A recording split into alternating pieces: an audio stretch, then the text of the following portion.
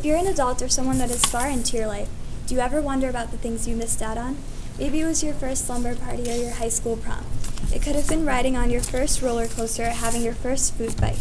We all have things that we regret doing, but possibly many of us have things that we may have regretted missing out on. Thinking about it now may make you curious as to what might have happened if you had given it a shot. It could have been for the better or for the worse. It could have even altered your life and where you are right now. Is it still too late to make up for what you missed?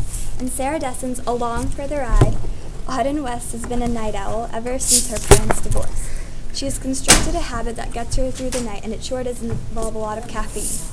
Her mother, a highly professional Mensa-level scholar, has treated her daughter like an adult ever since she was born.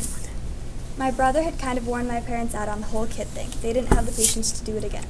She has never been the kind of mother that is comfortable talking about high school parties, boys, or anything bright pink designed to be a piece of clothing. Summer has just arrived, and Auden has the chance to live a carefree summer with her dad and his new wife and daughter in Colby, the charming little beach town where they live. A couple weeks after adapting to her surroundings, Auden receives a job at her stepmother's boutique. There she is introduced to a whole new world of girl talk, friendships, fashion, and crushes.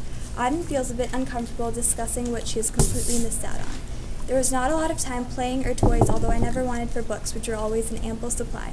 Because of this upbringing, I had kind of a hard time relating to other kids my age. I didn't understand their craziness, their energy, the rambunctious way they toss around couch cushions, say, or row their bikes wildly around cul-de-sac. It did look sort of fun, but at the same time it was so different from what I was used to, that I couldn't imagine how I would ever partake if given the chance. Soon after, she meets a mysterious insomniac named Eli, who guides her through the nocturnal world of the town. Together, they conquer opposite quests in the darkness. Auden, who has missed out on a typical teenager's life, experiences what it's like to taste a bit of childhood. Eli, on the other hand, gets a chance to express the guilt he feels for the loss of a close friend. I believe that the main message in this book is what defines you isn't how many times you crash, but the number of times you get back on the bike. As long as it's one more, you're all good. In the end, Auden realizes that life is full of mistakes and that it's okay to fail sometimes, especially when learning how to ride a bike, which had been one of her childhood skips. Sarah Dessen teaches you that by giving up on your first try, you are missing out on a lot. A person deserves as many chances as it takes them to get it right.